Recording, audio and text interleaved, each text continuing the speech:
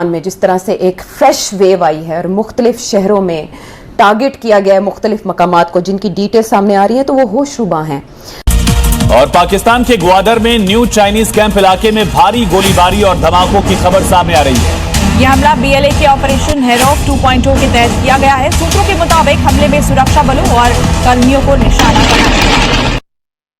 जो मैं हमेशा कहता हूं, दो चीजें मैंने करीब से देखी चीमा साहब। जब भी पाकिस्तान का नेशनल एंथम होता है तो बॉडी लैंग्वेज देखने वाली होती है फील्ड मार्शल की, और जब डिफेंस की बात की जाती है उनके इमोशंस, उनके अल्फाज काबिल दीद होते हैं। वो कहते हैं हम जाएंगे, आधी दुनिया साथ रहेगी।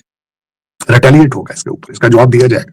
इस इलाके को चीन और पाकिस्तान दक्षिण एशिया का गेम चेंजर कहते थे, जिस पर $60 बिलियन से ज्यादा झोंके गए। आज वही इलाका आग और बारूद की खबरों से घिरा हुआ है और सवाल सीधा है कि क्या चीन का सबसे बड़ा ड्रीम प्रोजेक्ट CPEC अब मिट्टी में मिल रहा है। दरअसल ग्वादर को पाकिस्तान अपने सबसे हैवीली प्रोजेक्टेड जोन्स में गिनता है। चीन की इंजीनियर CPEC का दिल, अरबों डॉलर का निवेश और हजारों पाकिस्तानी सैनिक। कहा आने के बाद जो जज्बातियत नजर आने लगी है, जो जारहाना अंदाज नजर आने लगा उनके एंकर्स का, और फिर जो जितना ज्यादा जारहाना होता है उतना ज्यादा पॉपुलर भी होने लगता है देखने वालों की नजर में। बिल्कुल है, कैसी बात है ये।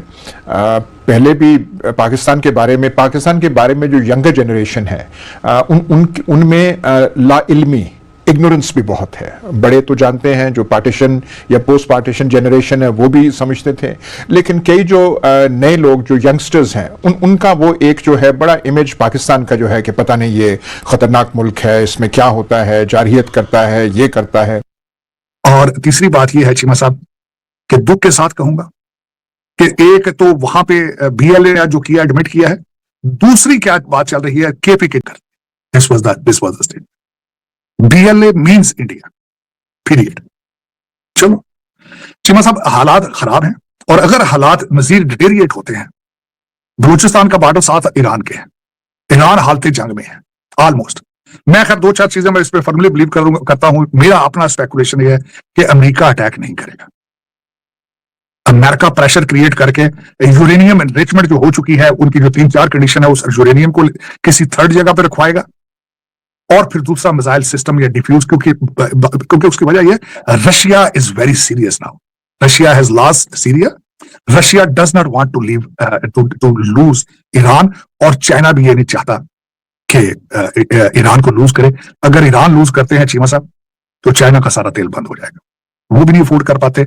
डोनाल्ड ट्रंप साहब इस चीज के जरिए तीनों मुल्कों के साथ, ईरान, रशिया, चाइना, तीनों के साथ नेगोशिएट करना चाहते हैं ऑन हिज ओन टर्म्स। अब उसमें वो कामयाब होते हैं या नहीं होते, ये अलग की बात है, लेकिन प्रेशर उनकी तरफ से भी फुल है। रशिया ने S-500 सिस्टम दे दिया उनको, और मिसाइल भी सारे मेड इन रशिया जो उनके पास, ईरानियों के पास। और ईरानी, सबसे बड़ी बात बताना चाहूंगा चीमा साहब, ईरान वेनेजुएला नहीं है। ईरान ने इराक के साथ, जब सद्दाम हुसैन के साथ जंग लड़ी थी, उन्होंने अपना आप तबाह कर लिया था, वो पीछे नहीं हटे थे 1 इंच भी। ये उनको अमेरिकन को भी पता है इस बात कि if they attack on Iran, there will be a very serious consequences in this region. It will be definitely, I agree with his statement that this will be a regional war. Saudi Arabia is taking precautions. Qatar is not with them. Turkey is even not with them. Pakistan does not want this war. क्या इन 4-5 अपने allies, non NATO allies को America नाराज कर सकता है? सिर्फ यहूदियों को खुश करने के लिए, इजराइल को खुश करने के लिए। बल्कि कल परसों एक जो नई स्टेटमेंट इजराइल से आई है, उन्होंने 72,000 फलस्तीनियों को कत्ल करने के लिए इंसानियत किधर थी उस वक्त? कोई है जवाब दे दुनिया में इस वक्त उनके लिए? लेकिन चीमा साहब देखिए, इस वक्त जो मैं 2-4 बातें करना चाह रहा था, खासकर भारत के हवाले से, भारत को पता नहीं क्या बात है, उनके सितारे इस वक्त जो है वो बिल्कुल डगमगा रहे हैं।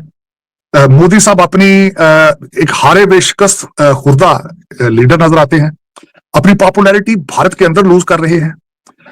इन सर्कमस्टांसेस में जो बलूचिस्तान में BLA ने किया है, अब अल्टीमेटली उनको भी तैयार रहना चाहिए कि वहां क्या होगा, और अपने मुसलसल उनका ग्राफ नीचे जा रहा है, not internally, externally as well. उन्होंने यूरोप के साथ जो मदर ऑफ कॉन्ट्रैक्ट किया है, उसको क्या अमेरिका अफोर्ड कर सकता है, करने देगा? उसका रिएक्शन आ चुका है सामने। जब यूके ने भारत और चाइना के, उनके प्राइम मिनिस्टर ने दौरे की कोशिश की है और कॉन्ट्रैक्ट साइन करने की कोशिश की है, डोनाल्ड ट्रंप साहब ने उसके ऊपर रिटेलिएट कर दिया, वो कैंट अफोर्ड, उन्होंने रिएक्शन दे दिया अपना। और तीसरी बात यह है, जो बातें इस वक्त यूरोप के अंदर हो रही हैं, कि अगर यूरोप और अमेरिका में, अगर यूरोप डील करता है भारत के साथ, ट्रेड करता है, it means indirectly supporting Russia. ये सारा इसका रिएक्शन आ चुका है इंटरनेशनल जो जरीदे हैं उनके अंदर। तो मेरे ख्याल में इस वक्त चीजें तंग टाइट हो रही हैं, इंडिया के लिए भी, यूरोप के लिए भी, सब लोगों के लिए। और उसमें मेरे ख्याल में अगर देखा जाए तो इस वक्त मोदी साहब जो भी काम करते हैं वो उल्टा पड़ जाता है। उनको चाहिए कि किसी अच्छे से किसी निजुमी से कंसल्ट करें और अपने सितारों का पता करें कि वो कहाँ गए हैं, कहाँ किस गर्दिश